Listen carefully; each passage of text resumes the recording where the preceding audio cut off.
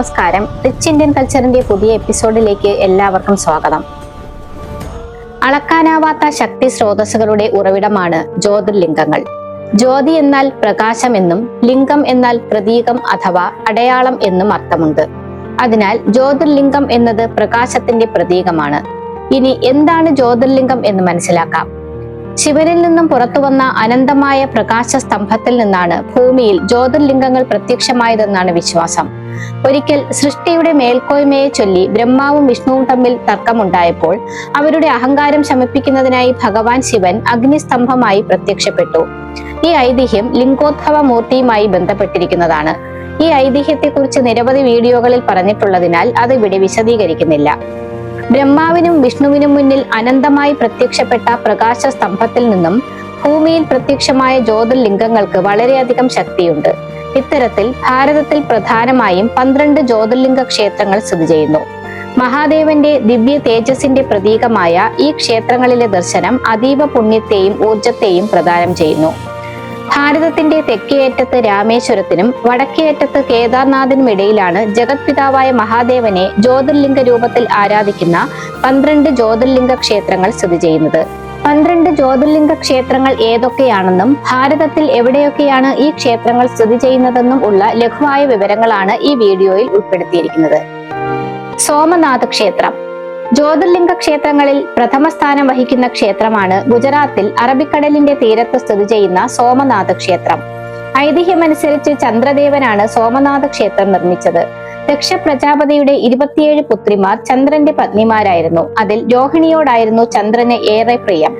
തന്റെ മറ്റു പുത്രിമാരെ അവഗണിക്കുന്നതിൽ കുപിതനായ ദക്ഷ പ്രജാപതി ചന്ദ്രന്റെ തേജസ് നശിച്ചു പോകട്ടെ എന്ന് ശപിച്ചു. ശാപമോചനത്തിനായി ചന്ദ്രൻ ശിവനെ ഇവിടെ വെച്ച് തപസ് ചെയ്യുകയും ശിവൻ പ്രത്യക്ഷനായി ശാപമോചനം നൽകിയതായുമാണ് ഐതിഹ്യം. ചന്ദ്രദേവൻ ആദ്യം സ്വർണം കൊണ്ടാണത്രേ ഈ ക്ഷേത്രം നിർമ്മിച്ചത്. പിന്നീട് ത്രേതായുഗത്തിൽ രാവണൻ വെള്ളി കൊണ്ടും ദ്വാപരയുഗത്തിൽ ശ്രീകൃഷ്ണൻ ചന്ദനമരം കൊണ്ടും ക്ഷേത്രം നിർമ്മിച്ചു.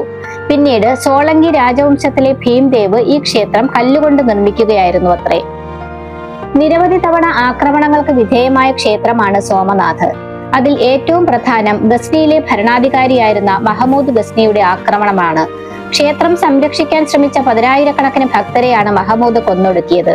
ഗസ്നിയിലെ മഹമൂദ്, അലാവുദ്ദീൻ ഖിൽജി, ഔറംഗസേബ് എന്നിവരുൾപ്പെടെ പല ഭരണാധികാരികളാൽ ക്ഷേത്രം തകർക്കപ്പെടുകയും കൊള്ളയടിക്കുകയും ചെയ്തു. എന്നാൽ തകർക്കുന്തോറും പൂർവാധികം ശക്തിയോടെ ഉയർന്നെഴുന്നേറ്റു എന്നതാണ് സോമനാഥ ക്ഷേത്രത്തിന്റെ പ്രത്യേകത. ഇന്ത്യക്ക് സ്വാതന്ത്ര്യം ലഭിച്ചതിന് ശേഷം സർദാർ വല്ലഭായ് പട്ടേലിന്റെ നേതൃത്വത്തിൽ ക്ഷേത്രം പുനർനിർമ്മിക്കുകയും 1951 അന്നത്തെ ഇന്ത്യൻ പ്രസിഡന്റായിരുന്ന ഡോക്ടർ രാജേന്ദ്ര പ്രസാദ് ക്ഷേത്രം ഉദ്ഘാടനം ചെയ്യുകയും ചെയ്തു. ജ്യോതിർലിംഗ ക്ഷേത്രങ്ങളിൽ രണ്ടാമത്തെ ക്ഷേത്രമാണ് ശ്രീശൈലം. 12 ജ്യോതിർലിംഗ ക്ഷേത്രങ്ങളിൽ ഒന്നും 18 മഹാശക്തിപീഠങ്ങളിൽ ഒന്നുമാണ് ആന്ധ്രാപ്രദേശിലെ ശ്രീശൈലത്തിൽ സ്ഥിതി ചെയ്യുന്ന ശ്രീ ഭ്രമരാംബിക മല്ലികാർജുന ക്ഷേത്രം. കുർണൂലിൽ നിന്നും 180 കിലോമീറ്ററും ഹൈദരാബാദിൽ നിന്നും 210 കിലോമീറ്ററും അകലെ ശ്രീശൈല മലകളുടെ വടക്ക് ഭാഗത്ത് സമുദ്രനിരപ്പിൽ നിന്നും 1500 അടിയിലധികം ഉയരത്തിലായാണ് ഈ ക്ഷേത്രം സ്ഥിതി ചെയ്യുന്നത്. ചില ശിലാലിഖിതങ്ങൾ അനുസരിച്ച് ക്ഷേത്രം 2-ാം നൂറ്റാണ്ട് മുതൽ നിലനിന്നിരുന്നതായി പറയുന്നു. വിജയനഗര ഭരണകാലത്ത് ക്ഷേത്രത്തിൽ നിരവധി പുനരുദ്ധാരണ പ്രവർത്തനങ്ങൾ നടത്തിയിരുന്നു അത്രേ. സ്കന്ദ പുരാണത്തിലും ശിവപുരാണത്തിലുമെല്ലാം ശ്രീശൈലത്തെ പറ്റി പരാമർശിക്കുന്നുണ്ട്. മഹാകാലേശ്വർ. മധ്യപ്രദേശിലെ ഉജ്ജയിനിയിൽ ക്ഷിപ്ര നദിക്കരയിൽ സ്ഥിതി ചെയ്യുന്ന ക്ഷേത്രമാണ് ശ്രീ മഹാകാലേശ്വർ ക്ഷേത്രം. ഇവിടുത്തെ ശിവലിംഗം സ്വയംഭൂലിംഗമാണെന്നാണ് കരുതുന്നത്. ഭാരതത്തിലെ 7 പുണ്യ നഗരങ്ങളിൽ ഒന്നുകൂടിയാണ് ഉജ്ജയിനി. പ്രാചീന കാലത്ത് അവന്തിക എന്നറിയപ്പെട്ടിരുന്ന ഉജ്ജയിനിയിൽ ചന്ദ്രസേന മഹാരാജാവിന്റെ രക്ഷാർത്ഥം ശിവൻ മഹാകാലേശ്വരനായി അവതരിച്ചു എന്നാണ് വിശ്വാസം. മഹാകാലേശ്വരൻ തെക്ക് അഭിമുഖമായാണ് ദർശനം നൽകുന്നത്. തറനിരപ്പിൽ നിന്നും താഴെയായിട്ടാണ് മഹാലിംഗം സ്ഥിതി ചെയ്യുന്നത്. മഹാകാലേശ്വരന്റെ പ്രതിഷ്ഠയ്ക്ക് മുകൾ നിലയിൽ ഓംകാരേശ്വരനും 3-ാം നിലയിൽ നാഗചന്ദ്രേശ്വരനുമാണ് പ്രതിഷ്ഠ. ഇതിൽ 3-ാം നിലയിലെ നാഗചന്ദ്രേശ്വരനെ നാഗപഞ്ചമി നാളിൽ മാത്രമേ ദർശിക്കാൻ സാധിക്കുകയുള്ളൂ. മഹാകാലേശ്വര ക്ഷേത്രത്തിലെ ഭസ്മ ആരതി വളരെ പ്രസിദ്ധമാണ്. അടുത്തത് ഓംകാരേശ്വര ക്ഷേത്രം. ഓം ആകൃതിയിലുള്ള ഒരു അപൂർവ ദ്വീപിലാണ് 12 ജ്യോതിർലിംഗ ക്ഷേത്രങ്ങളിൽ ഒന്നായ ഓംകാരേശ്വര ക്ഷേത്രത്തിന്റെ സ്ഥാനം. മധ്യപ്രദേശിലെ നർമ്മദാ നദിയിൽ മന്ദാത അഥവാ ശിവപുരി എന്ന ദ്വീപിലാണ് ഈ ക്ഷേത്രം സ്ഥിതി ചെയ്യുന്നത്. ഓംകാരേശ്വര ക്ഷേത്രത്തിന്റെ ഉൽപ്പത്തിയെക്കുറിച്ച് നിരവധി ഐതിഹ്യങ്ങളുണ്ട്. മധ്യപ്രദേശിന്റെ തലസ്ഥാനമായ ഇൻഡോറിൽ നിന്നും 77 കിലോമീറ്റർ ദൂരമുണ്ട് ഈ ക്ഷേത്രത്തിലേക്ക്. അഞ്ചാമതായി വൈദ്യനാഥ് ക്ഷേത്രം. വൈദ്യനാഥ് ക്ഷേത്രം എന്നറിയപ്പെടുന്ന ബാബ വൈദ്യനാഥ് ധാം ജാർഖണ്ഡിലെ ദിയോഘറിൽ സ്ഥിതി ചെയ്യുന്ന ജ്യോതിർലിംഗ ക്ഷേത്രമാണ്. ശിവഭക്തനായ രാവണനാണ് ഈ ക്ഷേത്രം നിർമ്മിച്ചതെന്നാണ് ഐതിഹ്യം. ഭക്തിയുടെ പാരമ്യതയിൽ താൻ ആഗ്രഹിച്ച വരങ്ങൾ ലഭിക്കുവാനായി സ്വന്തം തലകൾ വെട്ടിയെറിഞ്ഞ രാവണനെ സുഖപ്പെടുത്തിയതിനാലാണ് ഭഗവാൻ ഇവിടെ വൈദ്യനാഥൻ എന്നറിയപ്പെടുന്നത്. അന്ന് രാവണൻ തപസ് ചെയ്ത സ്ഥലത്താണ് ഇന്ന് ഈ ക്ഷേത്രം നിലനിൽക്കുന്നതെന്നാണ് വിശ്വാസം. അടുത്തതായി ഭീമാശങ്കർ ക്ഷേത്രം. 12 ജ്യോതിർലിംഗ ക്ഷേത്രങ്ങളിൽ മറ്റൊരു ക്ഷേത്രമാണ് ഭീമാശങ്കർ ജ്യോതിർലിംഗ ക്ഷേത്രം. മഹാരാഷ്ട്രയിലെ പൂനെയിൽ നിന്നും 125 കിലോമീറ്റർ അകലെയായി സഹ്യാദ്രി മലനിരകളിൽ ഖോർഗിരി എന്ന ഗ്രാമത്തിലാണ് ഈ ക്ഷേത്രം സ്ഥിതി ചെയ്യുന്നത്. പണ്ഡർപൂരിലെ ചന്ദ്രഭാഗ എന്നറിയപ്പെടുന്ന ഭീമാ നദിയുടെ ഉത്ഭവ സ്ഥാനമാണ് ഭീമാശങ്കർ. സ്വയംഭൂലിംഗത്തിന് ചുറ്റുമായാണ് ക്ഷേത്രം നിർമ്മിച്ചതെന്നാണ് വിശ്വാസം. ശ്രീകോവിലിന്റെ തറയുടെ മധ്യഭാഗത്താണ് ലിംഗം സ്ഥിതി ചെയ്യുന്നത്. ശില്പികളുടെ കരവിരുതിന്റെ മനോഹാരിത ഈ ക്ഷേത്രത്തിൽ കാണാം. നാഗര വാസ്തുവിദ്യയിലാണ് ക്ഷേത്രം നിർമ്മിച്ചിരിക്കുന്നത്. 13ാം നൂറ്റാണ്ട് മുതൽ നിലനിന്നിരുന്നതായി കരുതുന്ന ഈ ക്ഷേത്രത്തിൽ 18ാം നൂറ്റാണ്ടിൽ മറാത്ത ഭരണകർത്താക്കൾ പല നിർമ്മാണ പ്രവർത്തനങ്ങളും നടത്തിയതായി കാണാം. ഛത്രപതി ശിവാജി മഹാരാജാവും ഇവിടെ ആരാധന സുഗമമാക്കാൻ വേണ്ടി പല സംഭാവനകളും നൽകിയിട്ടുണ്ട്. സമുദ്രനിരപ്പിൽ നിന്നും 3500 അടി ഉയരത്തിലായാണ് ക്ഷേത്രം സ്ഥിതി ചെയ്യുന്നത്. ഇവിടം ഒരു വന്യജീവി സങ്കേതം കൂടിയാണ്. അടുത്തതാണ് രാമനാഥസ്വാമി ക്ഷേത്രം. ഭാരതത്തിലെ 12 ജ്യോതിർലിംഗ ക്ഷേത്രങ്ങളിൽ തെക്കേ അറ്റത്തുള്ള ജ്യോതിർലിംഗ ക്ഷേത്രമാണ് രാമനാഥസ്വാമി ക്ഷേത്രം. തമിഴ്നാട്ടിലെ രാമനാഥപുരം ജില്ലയിലെ രാമേശ്വരം പട്ടണത്തിൽ ബംഗാൾ ഉൾക്കടലിന്റെ തീരത്തായിട്ടാണ് രാമനാഥസ്വാമി ക്ഷേത്രം സ്ഥിതി ചെയ്യുന്നത്. രാമരാവണ യുദ്ധത്തിൽ രാവണനെ വധിച്ച പാപത്തിൽ നിന്ന് മുക്തനാവാൻ ശ്രീരാമൻ ഇവിടെ ശിവലിംഗം പ്രതിഷ്ഠിച്ച് ആരാധിച്ചു എന്നാണ് ഐതിഹ്യം. രാമേശ്വരം രാമനാഥസ്വാമി ക്ഷേത്രത്തെക്കുറിച്ചുള്ള വിശദ വിവരങ്ങൾ അടങ്ങിയ വീഡിയോ റിച്ച് ഇന്ത്യൻ കൾച്ചർ ചാനലിൽ ചെയ്തിട്ടുണ്ട്. ലിങ്ക് ഡിസ്ക്രിപ്ഷൻ ബോക്സിൽ കൊടുക്കുന്നുണ്ട്. അടുത്തത് നാഗേശ്വർ മഹാദേവ് ക്ഷേത്രം. ഗുജറാത്തിലെ സൗരാഷ്ട്ര തീരത്തായി ദ്വാരക നഗരത്തിന് സമീപമാണ് ഈ ക്ഷേത്രം സ്ഥിതി ചെയ്യുന്നത്. പുരാണങ്ങളിൽ പരാമർശിക്കുന്ന ദാരുകവനം നിലനിന്നിരുന്ന പ്രദേശത്താണ് നാഗേശ്വർ മഹാദേവ് ക്ഷേത്രം സ്ഥിതി ചെയ്യുന്നതെന്നാണ് വിശ്വാസം. ക്ഷേത്രവുമായി ബന്ധപ്പെട്ട് നിരവധി ഐതിഹ്യങ്ങളുണ്ട്. ദാരുകൻ എന്ന അസുരനുമായി ബന്ധപ്പെട്ട ഐതിഹ്യമാണ് നാഗേശ്വർ ക്ഷേത്രവുമായി ബന്ധപ്പെട്ട് നിലനിൽക്കുന്ന പ്രസിദ്ധമായ കഥ. 25 മീറ്റർ ഉയരത്തിലിരിക്കുന്ന ശിവന്റെ പ്രതിമ ഇവിടത്തെ പ്രധാന ആകർഷണമാണ്. ഇവിടെ ഭഗവാൻ വിഷഭയത്തിൽ നിന്നും തിന്മകളിൽ നിന്നും സംരക്ഷണം നൽകുമെന്നാണ് വിശ്വാസം. ശിവപുരാണത്തിൽ ഈ ക്ഷേത്രത്തെക്കുറിച്ച് പരാമർശിക്കുന്നുണ്ട്. അടുത്തതാണ് കാശി വിശ്വനാഥ ക്ഷേത്രം.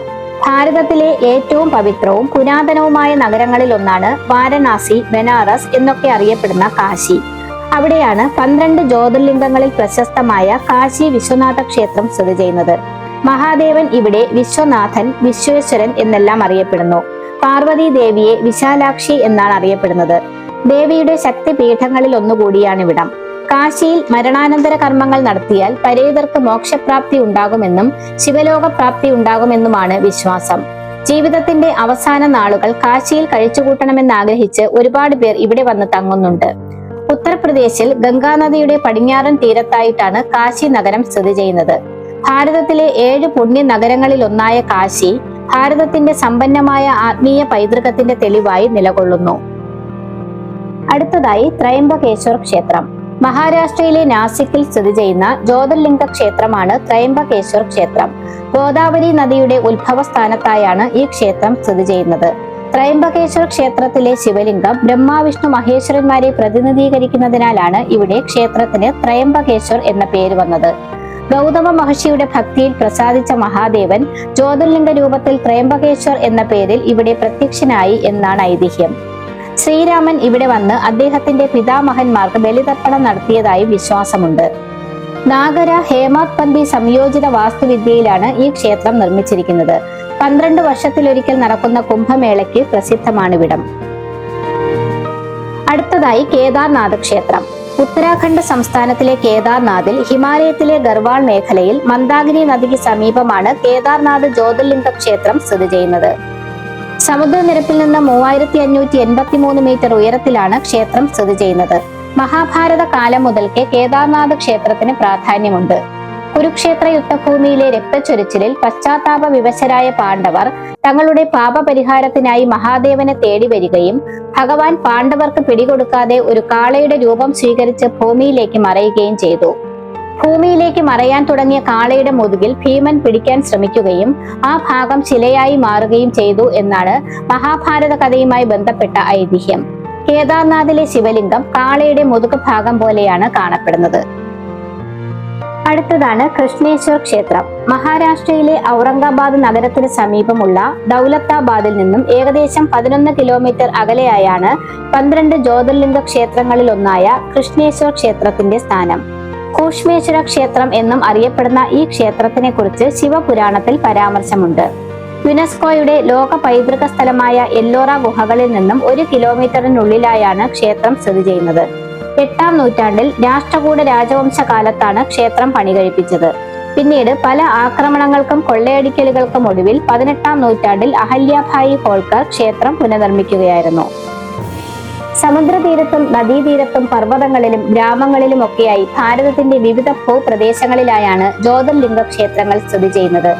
പർവ്വതനിരകളിലും മറ്റുമുള്ള ക്ഷേത്രങ്ങളിലേക്കുള്ള യാത്ര അത്ര സുഗമമല്ലെങ്കിലും 12 ജ്യോതിർലിംഗ ക്ഷേത്രങ്ങളും സന്ദർശിക്കാനായാൽ അത് ഒരു മനുഷ്യായുസിന്റെ പുണ്യമായി കരുതാം. ഈ വീഡിയോ ഇഷ്ടമായെങ്കിൽ ലൈക്ക് ചെയ്യുകയും നിങ്ങൾക്ക് പ്രയോജനകരമായി തോന്നിയെങ്കിൽ മറ്റുള്ളവരിലേക്ക് ഷെയർ ചെയ്യുകയും ചെയ്യുക. അതോടൊപ്പം ചാനൽ സബ്സ്ക്രൈബ് ചെയ്യാത്തവർ ദയവായി സബ്സ്ക്രൈബ് ചെയ്യുക. മറ്റൊരു വീഡിയോയുമായി നമുക്ക് വീണ്ടും കാണാം. നമസ്കാരം.